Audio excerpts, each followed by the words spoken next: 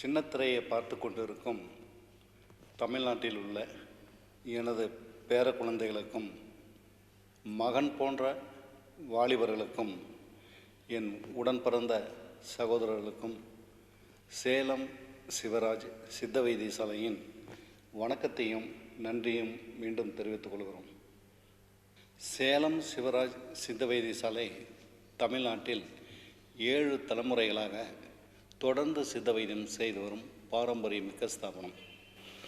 7 தலைமுறைகள். முத்துலிங்கசாமி அவர்கள் அவருடைய ஒரே மகனான சுப்பிரமணிய வைத்தியர் அவர்களுக்கு இந்த தொழில் ரகசியங்களெல்லாம் கற்றுக் கொடுத்து வந்திருக்கார். சுப்பிரமணிய வைத்தியர் அவர்கள் அவருடைய ஒரே மகனான ரத்னவேல் வைத்தியர் அவர்களுக்கு மருந்து தயாரிக்கும் முறைகள் அவர் கற்று வந்த விஷயங்கள் யாவையுமே கற்றுக் கொடுத்து வந்திருக்கார். ரத்னவேல் வைத்தியர் அவர்கள் அவருடைய ஒரே மகனான சிவராஜ் அவர்களுக்கு இந்த தொழில் ரகசியங்களை கற்றுக் கொடுத்து வந்திருக்கார்.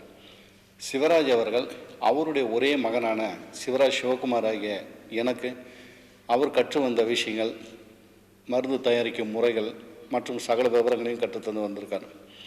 நான் எனது ஒரே மகன் சிவராஜ் சஞ்சய்க்கு அவனுடைய ஒரே மகன் சிவராஜ் சிவிக்கு இந்த தொழில் ரகசியங்களை கற்றுக் கொடுத்து வந்திருந்தாலும் மனதில் இருக்க ஆதங்கங்கள்லாம் என்ன அப்படின்னாக்க, இந்த பாரம்பரியமிக்க சித்த வைத்தியம் தமிழ்நாட்டில் ஒரு 200-250 பேர் மட்டும் கையாண்டு வந்திருக்க மூலிகை ரகசியங்கள், அபரிதமான மூலிகை ரகசியங்கள் அவங்க பாரம்பரியத்தை சேர்ந்தவங்களுக்கு மட்டும்தான் கற்றுக் கொடுத்து வந்திருக்காங்களே ஒழிய வேறு யாருக்கும் இதுவரை கற்றுத்தந்து வந்ததில்லை.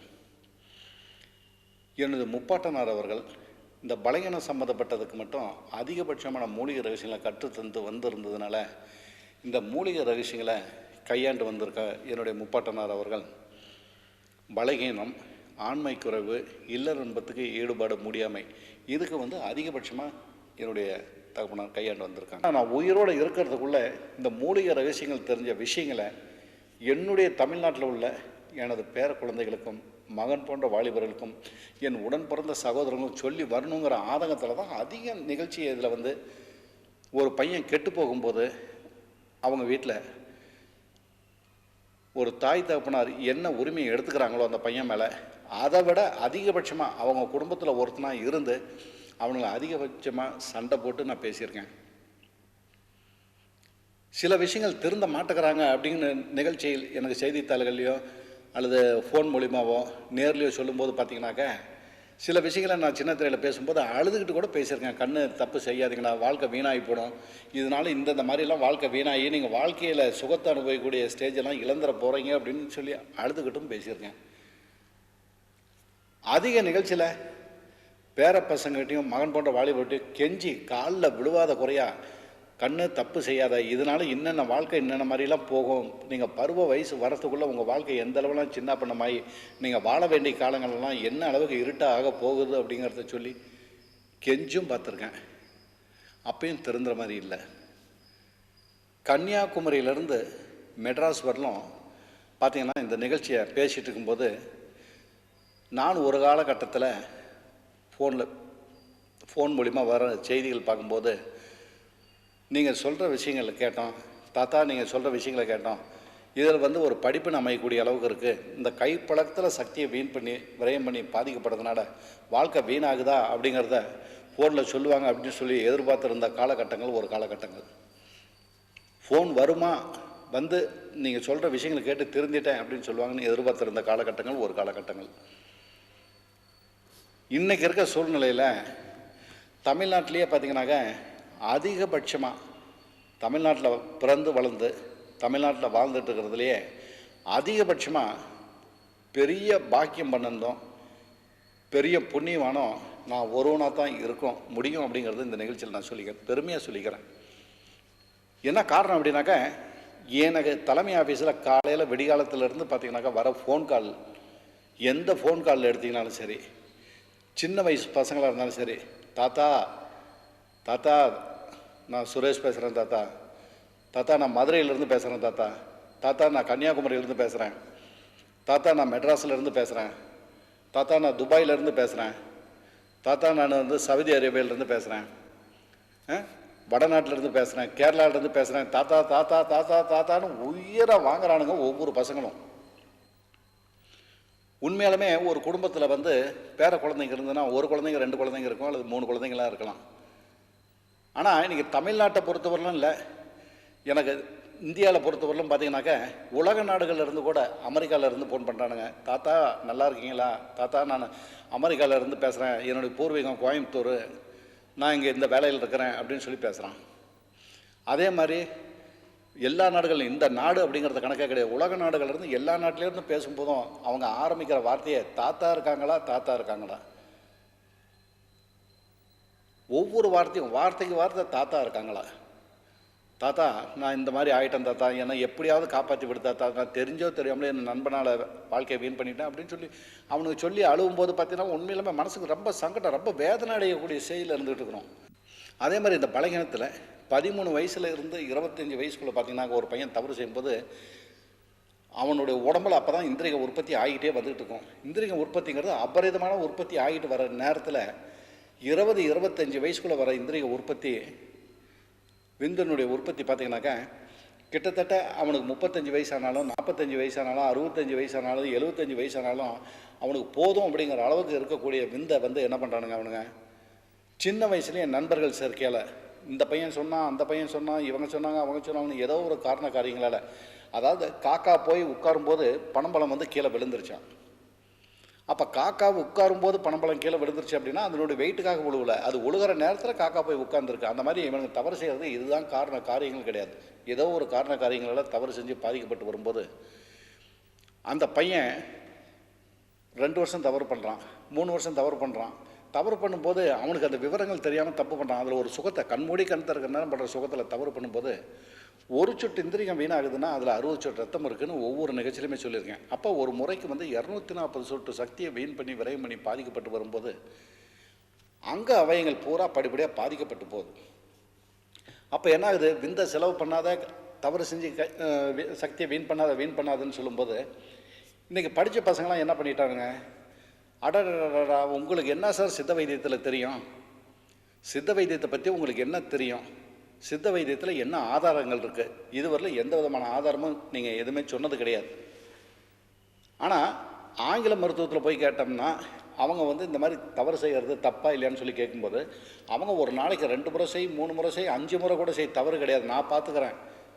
ஏன்னா உன் உடம்புல வந்து அல்ல உற்பத்தி ஆகிக்கிட்டே இருக்குது, நீ எவ்வளோ சக்தியை வேணுமாலும் வீண் பண்ணி விரயம் பண்ணலாம், தவறே கிடையாது, இதனால் பாதிப்புங்கிறது கிடையாது. வாயின்னு இருந்தால் எச்சி இருக்கத்தானே செய்யும், வாயின்னு இருந்தால் எச்சி இருக்கத்தானே செய்யும், மேகம்னு இருந்தால் மழை பொழியத்தானே செய்யும். அந்த மாதிரி உன்னுடைய உடம்புல இந்திரிய உற்பத்தி அதிகமாகுதப்பா, நீ தவறு செய்ய நான் பார்த்துக்கிறேன் அப்படிங்கிறான்.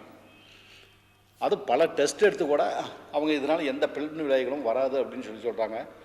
சித்த வைத்தியெல்லாம் ஏன் சார் இந்த மாதிரி ஏமாற்றிட்டு தெரியுறீங்க அப்படின்னு சொல்லி பொய்ய பேசுகிறீங்க அப்படின்னு சொல்லி கேட்குறான்.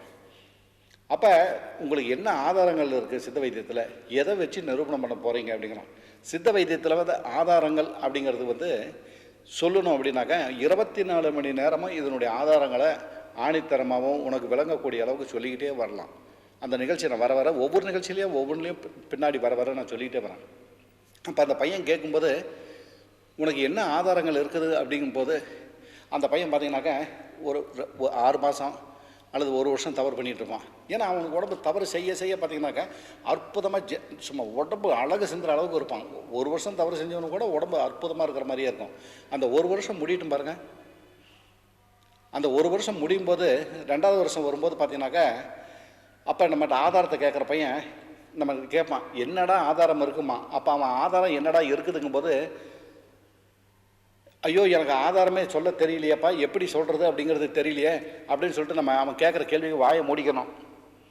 பதிலே சொல்லாத அளவுக்கு வாயை மூடிக்கிட்டு இருக்கிற அளவுக்கு நம்ம இருக்கக்கூடிய அளவுக்கு அவனுங்க கேள்வி மேலே கேள்வி கேட்பாங்க. ஏன்னா ஆங்கில மருத்துவத்தில் எல்லா விதமான ஆதாரங்களும் எடுக்கிறாங்க, டெஸ்ட் எடுக்கிறாங்க, ரத்த பரிசோதனை பார்க்குறாங்க, அவங்களே தவறு இல்லை அப்படிங்கும்போது உங்களதில் எந்த விதமான ஆதாரம் இல்லாமல் இதை பொய்யை சொல்லி ஏன் ஏமாற்றிக்கிட்டு இருக்கீங்க அப்படிமா. சரி நம்ம என்ன பண்ணிவிடுவோம், சரிடா கண்ணு விட்டுரு. ஏன்னா இந்த நேரத்தில் இந்த பருவ வயசில் நாங்கள் எதை சொன்னாலும் எந்த மாதிரி விவரங்கள் சொன்னாலும் நீ ஏற்றக்கூடிய சூழ்நிலை இல்லை. அதனால் ஆதாரங்களை உனக்கு சமயம் வரும்போது, ஏன்னா எதையுமே சமயம் வரும்போது சுட்டி காட்டினா தான் அதனுடைய விளக்கங்கள் புரியுமே ஒழிய இப்போ நம்ம சொல்லி காட்ட வேண்டாம் அப்படின்னு விட்டுருவோம். 1 வருஷம் தவறு செய்யலாம், 2 வருஷம் போவான், 2 வருஷத்துலேருந்து 3ஆவது வருஷம் வரும்போது பாதிக்க ஆரம்பிச்சிருவோம். அப்போ நம்ம சொல்லுவோம், இந்த தவறு செஞ்சுட்டு வரும்போது உச்சந்தலையிலேருந்து கால் அடிவாங்க உள்ள நாடி நமக்கு பூரா சீராக வலுவை இழக்க ஆரம்பிக்கின்றா. கை கால் அசரைக்கு ஏற்படும், ஞாபக சக்தி குறையும், தலை மயக்கம் வரும், தன்னைத்தானே நம்பக்கூடிய அளவுக்கு சக்தி கொடுக்காது. எதில் எடுத்தாலும் சந்தேகங்கள். சாதாரணமாக நீ வீட்டை பூட்டிட்டு போய் பூட்டணுமா என்னன்னு இழுத்து பார்ப்பேன். அந்தளவு ஞாபக சக்தி குறைச்சிட்டு வரும்போது கழுத்துக்கு மேல் பகுதியும் இடுப்பினுடைய கீழ் குருத்தும் வலி வந்துடும்டாம்போம். கழுத்துக்கு மேல் பகுதியும் இடுப்பினுடைய கீழ் குருத்தும் வலி வரும்போது ஆண் உறுப்பினுடைய சக்தி செயல்படுத்த முடியாத அளவுக்கு கொண்டுகிட்டு வந்து விட்டுரும் அப்படின்னு ஒவ்வொரு நிகழ்ச்சியிலுமே சொல்லுவோம். அப்போ ஆதாரம் என்ன இருக்குது அப்படிமா நம்மளும் விட்டுட்டு பேசாமல் போய்கிட்டே இருப்போம். அப்போ நம்ம என்ன பண்ணுவோம், இந்த நிகழ்ச்சியை சொல்லிக்கிட்டு வந்துக்கிட்டே இருப்போம். அவன் இதை பொருட்படுத்த மாட்டான். 3 வருஷம் முடியும் போது ஐயாவுக்கு கொஞ்சம் கொஞ்சமாக பாதிக்க ஆரம்பிக்கும். அப்போ தான் உடம்புல சத்து குறையும் போது 3 வருஷம், ஏன்னா அதுக்கு மேலே அவனோட உடம்புல சக்தி கிடையாது. ஏன்னா அந்தளவுக்கு அபரிதமான சக்தியை செலவு செய்யும் போது ஒவ்வொன்றா பாதிக்க ஆரம்பிக்கும். பாதிக்க ஆரம்பிக்கும் போது என்ன பண்ணுவான், நண்பன்கிட்ட போய் கேட்பான். அப்போ தான் அந்த நண்பன் என்ன பண்ணுவான், ஒரு 6 மாதம் தப்பு செஞ்சுருப்பான், அது 1 வருஷம் தப்பு செய்வான். ஆனால் அந்த பைத்தியக்கார சித்த வைத்தியம் இதே மாதிரி தான்ப்பா பொழுதுனிக்கும் கத்திக்கிட்டே கிடக்கிறான். எப்படி சொல்லுவான், அந்த பைத்தியக்கார சித்த வைத்தியம் எப்போ பார்த்தாலும் பொழுதுனிக்கும் இதே மாதிரி தான் கத்திக்கிட்டு கிடப்பான். அதெல்லாம் நீ பொருட்படுத்தாதா, நம்ம செய்கிற தவிர நம்ம பாட்டு செஞ்சுக்கிட்டே இருக்கலாம் அப்படின்னு சொல்லுவான். நம்ம இல்லைடா எனக்கு இந்த மாதிரிலாம் பாதிக்கிற மாதிரி இருக்குது, எனக்கு பயமாக இருக்குது அப்படிமா. பயப்படாதடா, பாரு நானும் தெம்பு உற்சாகமாக ரொம்ப சும்மா அழகு சிந்துற மாதிரி இருந்துகிட்டு இருக்கேன். ஒரு பெண்ணு இல்லை, எத்தனை பெண்ணை வேணாலும் என்னால் திருப்திப்படுத்த முடியும் அப்படின்னு தைரியமாக அவன்கிட்ட சொல்லுவான். 3 வருஷத்தை தாண்டி வரும்போது அவனுக்கு பயம் ஆகிப்படும். பயம் ஆகிப்படும் போது அங்கே அவங்கெல்லாம் குறைஞ்சிக்கிட்டே வரும்போது ஆண் உறுப்பினுடைய பகுதி சிறுத்து சின்னதாகிட்டே வரும்போது மனோநிலை பாதிக்கக்கூடிய சரி வரும். மனோநிலை எப்படி பாதிக்குது அப்படின்னா, பழகின நண்பர்கிட்ட பேசுறதுக்கு கூச்சப்படுத்துவான், சொந்தக்காரங்க முன்னாடி போகிறதுக்கு வெக்கமாக இருக்கும், மனசுக்குள்ளே பயம் அதிகரிச்சிடும். பயம் அதிகமாகும்போது ரோட்டில் எங்கேயாவது சண்டை நடந்தால் கூட ஐயோ நம்மளை தான் சண்டை போடுறாங்களா அப்படிங்கிற அளவுக்கு வந்துடும். திடீர்னு மயக்கம் வருதுன்னா மயக்கம் வர மாதிரி இருக்கும், நெஞ்சு வலிக்கிறனா நெஞ்சு வலிக்கிற மாதிரி இருக்கும், செத்து போய்டுவோன்னா செத்து போய்டுற மாதிரியே இருக்கும். அந்த அளவுக்கு மனசில் ஒரு பயம் உண்டாகும்போது அவன் வீட்டை விட்டு எங்கேயாவது வெளியே போகணுன்னு வச்சுங்க, ஒரு சின்ன குழந்தை இருந்தால் கூட அந்த குழந்தைய பிடிச்சி கை பிடிச்சிட்டு போக முடியே, தனிமையில் போக முடியாது. அந்த அளவுக்கு மனசில் பயம் அதிகமாகும்போது அப்போ தான் அந்த பையன் உணர ஆரம்பிப்பான். என்னடா இந்த சித்த வைத்தியர் பொழுதுனிக்கும் சொல்லிக்கிட்டே இருக்கிறாரு, தவறு நடந்ததுன்னா இந்த மாதிரிலாம் தவறு நடந்ததுன்னா இந்த மாதிரிலாம் பாதிக்கும் பிடிக்கும் நம்ம சொல்லியிருக்கிறோம். அன்னைக்கெல்லாம் ஆதாரம் என்ன இருக்குன்னு கேட்டோம். இன்றைக்கி அவர் சொன்ன நிகழ்ச்சி மாதிரியே நமக்கு பாதிக்குது, என்னடா அப்படின்னு சொல்லிட்டு அப்போ தான் பயப்பட ஆரம்பிக்கும் போது அவனோட இன்னொரு பையன் சேரும்போது ஆமாம்மா எனக்கும் இதே மாதிரி தான் வந்திருக்கு, இதே மாதிரி தான் பாதிக்கப்பட்டிருக்கேன் அப்படிங்கும்போது தான் அப்போ தான் நினைக்கும் போது உடனே ஃபோன் பண்ணுவான். ஃபோன் எடுத்து பண்ணு, தாத்தா நீங்கள் சொன்ன மாதிரி எனக்கு பாதிக்கப்பட்டிருக்கு தாத்தாம்மா. என்னடா கண்ணு பாதிக்கப்பட்டிருக்கு, என்ன பாதிக்கப்பட்டிருக்கு சொல்லு அப்படிங்கும்போது அழுக ஆரம்பிச்சிருவான். இல்லை தாத்தா வாழ்க்கையில் பயமாகி போச்சு, நீங்கள் சொன்ன நிகழ்ச்சியில் என்னென்ன நடக்குதோ அப்போ சொன்ன நம்ம ஏப்பா ஆங்கில மருத்துவத்தில் சொன்னாங்க உனக்கு அல்லல்ல குறையாது அது பாட்டுக்கு உற்பத்தி ஆகுன்னு சொன்னாங்களேன்னாக்கா, தாத்தா அவங்கள விட்டுரு தாத்தா, அவங்ககிட்ட போய் கேட்கலாமில்ல நீ அப்படின்னு சொன்னால், அவங்ககிட்ட போய் கேட்டால் இந்த அளவுக்கு சக்தியை நீ வீண் பண்ணுவேன்னு எனக்கு என்னப்பா தெரியும், 1 முறை 2 முறை தப்பு செய்வேன்னு நினச்சா நீ பாட்டுக்கு இத்தனை முறை 100 முறை 1000 முறை தப்பு செய்வேன்னு எனக்கு என்ன தெரியும் அப்படின்னு சொல்கிறாங்க. அதனால் என்னால் என்னமா தாத்தா பண்ண முடியலையேன்னு அழுக ஆரம்பிச்சிருவான். அழுக ஆரம்பித்தவனுக்கு நாம் ஏதோ ஒரு புத்திமதி சொல்லி, சரி அழுகாதப்பா இந்த மாதிரி விஷயம் அப்படின்னு சொல்லி விளக்கத்தை சொல்லி, நாங்கள் வர முகாம்கள்லையோ அல்லது சேலம் தலைமை ஆஃபீஸில் உன்னுடைய தகப்பனார் சொந்த தாய் தகப்பனார்கிட்ட சொல்லி இந்த மாதிரிலாம் தவறு செஞ்சு இந்த மாதிரிலாம் பாதிக்கப்பட்டுட்டுன்னு சொல்லி அவங்கள அழைச்சிக்கிட்டு வைத்தியத்தை பாரு அப்படின்னு நம்ம சொல்லுவோம். அப்போ அந்த மாதிரி சொல்லும்போது ஒரு சில பசங்க ஏற்றுக்கிறானுங்க, ஒரு சில பசங்க ஏற்றுக்கிறதில்ல. இது எப்படி வெளியே சொல்கிறது, வெளியே சொன்னால் கஷ்டமாக இருக்குமே, ஐயோ அவமானமாக இருக்குமே, ஏன்னா என்னுடைய பெத்த தாய் தகப்பனார் என்னை தங்கமான பையன் ரொம்ப உத்தமன் அப்படின்னு நினச்சிட்டு இருக்கிறாங்களேன்னு சொல்லிட்டு அவன் நினச்சிட்டு இருப்பான். இந்த நிகழ்ச்சிகள்லாம் எதுக்காக சொல்ல வரேன் அப்படின்னாக்க, ஒரு குறிப்பிட்ட ஒரு விஷயத்தை சொல்லும்போது சவுதி அரேபியாவில் ஒரு முக்கியமான பதவியில் தமிழ்நாட்டை சேர்ந்த ஒரு பெரிய இன்ஜினியர் வேலையில் இருக்கான். அந்த வேலையில் இருக்கிற பையன் தமிழ்நாட்டில் 3 மாதம் லீவில் வரும்போது இந்த பலகீனத்தில் பாதிக்கப்பட்டதுக்கு ஊரில் இருக்கும்போது இந்த என்னுடைய சின்னத்திர நிகழ்ச்சியை பார்த்துட்டு சேலம் தலைமை ஆஃபீஸுக்கு வரான். வரும்போது எப்படி வரான் அப்படின்னாக்க, அவனுடைய சொந்தத்தை சேர்ந்தவங்க ஒரு 3 பேரை அழைச்சிக்கிட்டு சேலம் தலைமை ஆஃபீஸுக்கு வரான். வந்துட்டு எனக்கு சிகிச்சை பண்ணணும் அப்படின்னு சொல்லி கேட்குறாங்க. அப்போ உட்கார வச்சு பேசிகிட்டு இருக்கோம். அப்போ உட்கார வச்சு பேசிகிட்டு இருக்கும்போது அந்த பையனுடைய நாடி துடிப்பை பார்க்கும்போது, கை நாடியினுடைய துடிப்பை பார்க்கும்போது, அவன் வந்து இல்லறம்பத்துக்கே ஈடுபடுறதுக்கு தகுதி இல்லை, எதுக்குமே தகுதி இல்லாத ஸ்டேஜில் இருக்கான்னு சொல்லும்போது அவன் ரொம்ப வருத்தப்பட்டுக்கிட்டு அழுக ஆரம்பித்தான். அப்போ நான் கேட்டேன், இப்போ எதுக்காக வந்திருக்கீங்க, என்ன விவரம் அப்படின்னு சொல்லும்போது, அப்போ உடனே அவன் அப்பா அம்மா சொன்னாங்க, இல்லைங்க இந்த பையனுக்கு வந்து திருமணம் பண்ணணும் அப்படிங்கிறதுக்காக ஏற்பாடு பண்ணிட்டோம். இப்போ இந்த 3 மாதம் லீவில் வந்திருக்கான், திருமணம் பண்ணணும் அப்படின்னு சொன்னாங்க அப்படின்னா. அப்போ திருமணம் பண்ணக்கூடிய ஸ்டேஜ்லேயே இல்லையாப்பா, எப்படி திருமணம் பண்ணுவேன் அப்படின்னு. அதனால தான் எங்கள் அப்பா அம்மாட்டுக்கு எவ்வளோ சொன்னாலும் ஏற்றுக்க மாட்டேங்கிறாங்க, கல்யாணம் பண்ணியே ஆகணுங்கிறாங்க அப்படின்னாங்க. அப்போ நான் சொன்னேன், தமிழ்நாட்டில் ஒரு பெண்ணுடைய வாழ்க்கையை கூட வீண் பண்ணாதீங்க, உன் பையனுக்கு முடிஞ்சால் கல்யாணம் பண்ணலாம், முடியலன்னா விட்டுறலாம் அப்படின்னு சொல்லும்போது இவங்க அழுக ஆரம்பித்தாங்க. என்னங்க இந்த மாதிரி என் பையனுடைய ஒரே பையன் பெரிய பதவியில் இருக்கிறான், நல்லா கை நிறைய சம்பாதிக்கிறான், வீட்லேயே எங்கிட்டையும் அளவுக்கு அதிகமான வசதிகள் இருக்குது அப்படின்ட்டு அழுவ ஆரம்பித்தாங்க. அப்போ நான் அந்த பையனுக்கு சொன்னேன், 1 வருஷம் டைம் எடுத்துக்கலாம், 1 வருஷம் டைமுக்குள்ளே இந்த பையனை வந்து குணப்படுத்தி கொடுக்க வேண்டியது என்னுடைய பொறுப்பு. ஆனால் அந்த 1 வருஷத்துக்குள்ளே நான் வந்து உன் கூடையே இருக்கிறங்கிற நினப்பில் நீ மனசறிஞ்சு ஒரு சொட்டு சக்தியை கூட வீண் பண்ணாமல் இருந்தீன்னா உன்னை வந்து மனவரையில் உட்கார வைக்க வேண்டியது என்னுடைய பொறுப்புப்பா அப்படின்னு சொல்லி அந்த பையனை சொல்லிட்டேன். அந்த பையன் சரி அப்படின்னு சொல்லிவிட்டு, சரி நீங்கள் மருந்து கொடுங்க, ஒவ்வொரு மாதமும் மருந்து சாப்பிட்டு பார்க்குறேன், எந்த மாதம் எனக்கு போதுனாலும் நான் இது பண்ணிக்கிறேன் அப்படின்னு சொல்லியிருந்தேன். அதே மாதிரி அந்த பையனுக்கு 2 மாதத்துக்கு உண்டான மருந்துகளை கையில் கொடுத்து அனுப்பிச்சிட்டு இருந்தோம். அவன் வெளிநாட்டில் வேலையில் இருக்கிறான். மருந்து சாப்பிட்டு வியாதி வந்து குணமாகி 7வது மாதம் வந்து மேரேஜ் ஃபிக்ஸ் பண்ணியிருக்காங்க. 7 மாதம் மருந்து சாப்பிட்ருக்கான். 7 மாதம் மருந்து சாப்பிட்டுட்டு கம்ப்ளீட்டாக குணமாயிடுச்சு. குணமானோன்னா அதே பொண்ணை மேரேஜ் ஃபிக்ஸ் பண்ணி வந்து மேரேஜ் முடிச்சிட்டாங்க. மேரேஜ் முடிச்சுட்டு 3 மாதம் லீவில் மறுபடியும் 3 மாதம் லீவில் இருந்துட்டு போன பையன் அந்த மேரேஜ் முடிஞ்ச ஒரு 15 நாள் முடிச்சுட்டு அந்த 1 மாதம் முடிச்சு 2ஆவது மாதம் மருந்து சாப்பிட்டுட்டு இருக்கும்போது கர்ப்பம் உண்டாயிடுச்சு அப்படிங்கிற இது சந்தோஷத்தில் அந்த பையன் 3 மாதம் ஊரில் இருந்துட்டு எனக்கு வந்து ஸ்வீட்டெல்லாம் கொண்டுகிட்டு வந்து கொடுத்தான். ஸ்வீட்டெல்லாம் கொடுத்துட்டு, ஐயா நான் இந்த மாதிரி ஊருக்கு போகிறோம், இப்போ கர்ப்பம் உண்டாயிடுச்சு, இல்லறம்பத்துக்கே ஈடுபட முடியுமாங்கிற இதில் நான் இருந்தேன், ஆனால் இல்லறம்பத்தில் ஈடுபடக்கூடிய அளவுக்கு என்னை தகுதி பண்ணி கொடுத்து அதில் கர்ப்பம் உண்டாகிற அளவுக்கு நீங்கள் செஞ்சு கொடுத்துருக்கீங்க அப்படின்னு சொல்லிட்டு ஆசீர்வாதம் வாங்கிட்டு அந்த பையன் சவுதி அரேபியாவுக்கு ஊருக்கு போயிட்டான். போயிட்டு அந்த ஒரு குறிப்பிட்ட காலம் கடந்த உடனே அந்த குழந்தை பிறந்த செய்தியை வந்து அவங்க தகப்பனார் அவனுக்கு சொல்லியிருக்காங்க.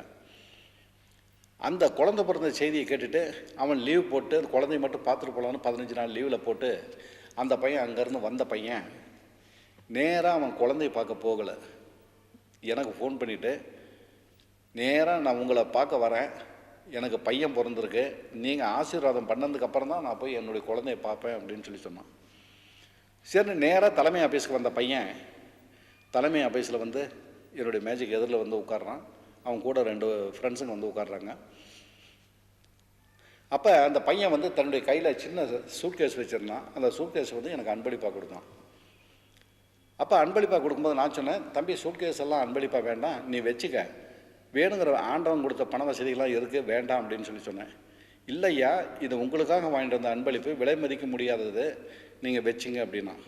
விலை மதிக்க முடியாதது அப்படிங்கும்போது திகைச்சு போய் நான் சரி கொடு அப்படின்னு சொல்லி வாங்கும்போது அது நம்பர் லாக் போட்டிருந்தது அந்த பெட்டியில். அந்த நம்பர் லாக்கை திறந்து அந்த பையன் கொடுத்தான். கொடுக்கும்போது அந்த நம்பர் லாக்கை திறந்து பெட்டியை எடுத்து பார்க்கும்போது பார்த்தீங்கன்னாக்கா உண்மையாலுமே நானே என்னையே மெய் மறக்கக்கூடிய அளவுக்கு அது உள்ள ஒரு விலை மதிக்க முடியாதது, அது எப்படி சொல்கிறதுனே எனக்கு தெரியல. திருக்குரான் புஸ்தகம் இருக்கு இல்லையா, திருக்குரான் புஸ்தகமும் அது மேலே ஒரு ரோஜாப்பூ, திருக்குரான் புஸ்தகம் தமிழாக்கம், அது மேலே ஒரு ரோஜாப்பூவும் வச்சு அன்பளிப்பாக கொடுத்தான். நான் உடனே என்ன பண்ணேன், என்னுடைய இருக்கையை விட்டு எந்திரிச்சு போய் அந்த பையனை கட்டி பிடிச்சி அவனுடைய நெத்தியில் வந்து முத்தம் கொடுத்தேன். அந்த பையனை கட்டி பிடிச்சி அவனுடைய நெத்தியில் வந்து நான் முத்தம் கொடுத்தேன். அப்போ நான் அந்த பையன்கிட்ட கேட்குறேன், கண்ணு நீ வந்து முஸ்லீம் மதத்தை சேர்ந்தவன், நான் வந்து இந்து மதத்தை சேர்ந்தவன், அப்போ நீ கொடுக்குற பரிசை நான் வாங்கிக்குவேனா வாங்கிக்க மாட்டேனா அப்படிங்கிறத சிந்தனை பண்ணி தான் இது கொண்டுட்டு வந்து கொடுத்தியா அப்படின்னு சொல்லி கேட்டேன். அப்போ அதுக்கு அந்த பையன் சொன்ன ஒரே ஒரு வார்த்தை, ஐயா, நீங்கள் பேசிகிட்டு இருக்கிற சின்ன திரையில் ஒவ்வொரு நிகழ்ச்சியிலையுமே குறிப்பிட்டு குறிப்பிட்டு நீங்கள் பேசுகிற நிகழ்ச்சி என்ன அப்படின்னா, தமிழ்நாட்டில் வந்து ஜாதி மதத்தை பார்க்காத தமிழ்நாட்டில் ஜாதி மதமே நமக்கு வேண்டாம், நம்ம எல்லாருமே அண்ணன் தம்பிங்க தான் ஒவ்வொரு நிகழ்ச்சியிலுமே நீங்கள் பேசிட்டு வந்துட்டுருக்கீங்க. அந்த நிகழ்ச்சியை நான் வந்து தினசரி செய்தி சின்ன திரையில் கேட்டுகிட்டே இருக்கிற ஒரே காரணத்தினால்தான் இந்த விலை மதிக்க முடியாததை வந்து உங்களுக்கு கொடுக்கணும் அப்படிங்கிற ஆதங்கத்தில் தான் வந்து கொடுத்தேன். அப்படின்னா மீண்டும் அந்த பையனை கட்டி பிடிச்சி நெத்தி முத்தம் கொடுத்தேன். தமிழ்நாட்டில் உள்ளவங்க எல்லாருமே சகோதரர்கள் தான் அப்படிங்கிற நான் ஒவ்வொரு நிகழ்ச்சியிலும் பேசுனதை எந்த அளவுக்கு அந்த பையன் எடுத்தானு எனக்கு சொன்னதே உண்மையாலுமே கண்ணில் இருந்து நீர் கடன்னு வர ஆரம்பிச்சிடுச்சு. உண்மையாலுமே திருச்சி மாவட்டத்தை சேர்ந்த அந்த பையன் அப்துல் ரஷீதுங்கிற பையன், சவுதி அரேபியாவில் பெரிய இன்ஜினியரிங் பதவியில் இருக்கிற பையன் கொடுத்த அன்பளிப்பு என்னுடைய வாழ்க்கையில் பெரிய மறக்க முடியாத ஒரு பெரிய நிகழ்ச்சியாக இன்னைய வரலும் நான் நினச்சிட்டு இருக்கேன்.